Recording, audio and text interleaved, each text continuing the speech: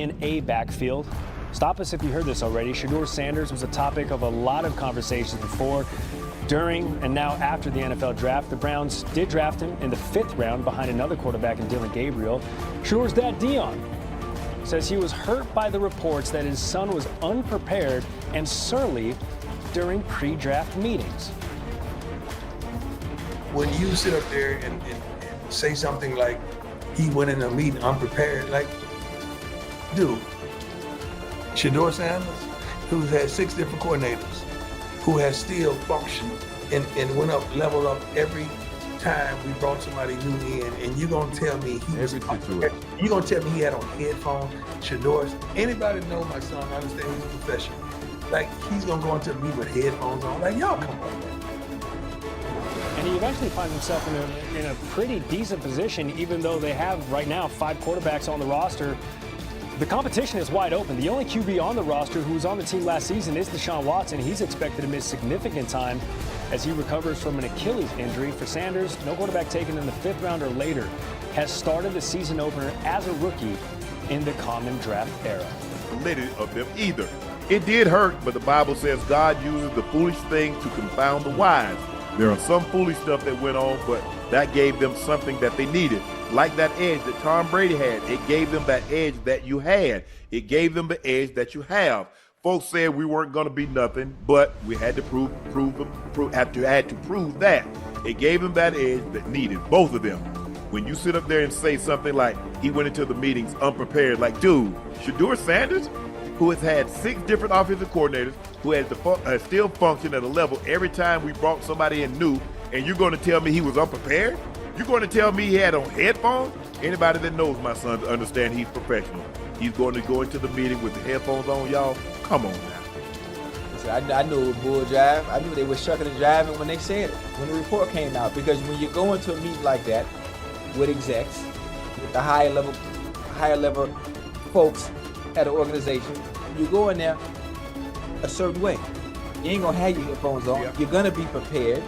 You know, your coach and your father has already prepared you for that moment anyway. So what are we talking about? You know what I bet they did, Ocho? He probably had the headphones around his neck, and they told me he had them on. I bet you that's Absolutely. What they did. But you know they're gonna change it up when they come out. You know the story's gonna come out, pretend like he had them on. Just said, you know what, guys? On our draft board, we didn't have him rated that high. We moved on. But they try to diminish the man, to try to come up with every excuse, like he's unprofessional, like he had, you know, his braggadocious. What? And look, who cares? Y'all know they probably critiqued him a lot harder than they did. Of course they did. Yeah, absolutely. Yeah, of course. Hey, and all I know is somebody threw those 4,000 yards. All I knew is somebody had those 34, 35, 30, however many touchdowns he threw for. Somebody did that. Somebody inherited a 1-11 or 1-10 team, and within 2 years, they had won 9 games and they were in a bowl game. All I know, he was the quarterback. I know Jackson State was better with it than they were before he got there. CU was better with it than they were before he got there. Now, if he doesn't fit your program, Ocho, if somebody doesn't fit your program or doesn't fit you, it's okay. You don't have to say anything negative about said person, relationship or anything. If they're not for you, okay. Yeah. But you ain't got to try to dog them out to try to prep yourself up. You ain't got to do that to that man. Honestly, when it comes to the quarterback position, especially that team specifically, when it comes to picking quarterbacks, I mean, they've been missing for a very long time anyway. They ain't picked nobody since Eli. So whoever said that, and the Browns, y'all ain't did much better. Let's be real, y'all really hadn't had a quarterback since Testaverde, since Kozar in the supplemental draft in '84. Hey, look, I think this is gonna be good for him though. Like I said, just the little stuff that I've seen, Uncle Ocho, it seemed like you know, he got his head down and he working, man. He got his That's all you can do. I know, that's it. And I think that's a good thing for him. I'm pretty sure he hears the whispers, but he keep his head down and keep working, man. Good things gonna happen for him because the talent is there. It's oozing out of him. So man, just keep going, bro. Anybody that's gone through adversity understands this. Ocho, I was 7th round draft pick. They said I was going to go somewhere between round 1 and 3. And I looked at all them guys that went before me and a lot of guys that I had played with in the bowl game. I went to the East West Shrine game. I was one of the few Division 2 guys that went to the bowl. I went to the blue-gray game. Back then, they used to have a blue-gray game, Ocho, that played on Christmas Day. I was the only Division 2 guy, if I'm not mistaken, black college guy in that one. It was in Montgomery, Alabama. Cold. Then I go to the East West Shrine game. I really wanted to play the East West Shrine game because my brother played in that game, and not a whole lot of brothers combination played in bowl games. And so, and to see them guys, I'm like, man, you went to this place, you went to that place, bro. You'd have been the second or third receiver at Savannah State. I'm being, I'm being real. I'm like, and I'm just remember thinking, like, I remember calling my brother, Spank, I'm better than all these dudes here. I said, I'm better than all them. I said, hell, if I did when we play tight end, I can play tight end, and I'm better than all these dudes right here. Draft come along, I go see him, you go combine, Ocho, you run the line, and you catching and all that stuff.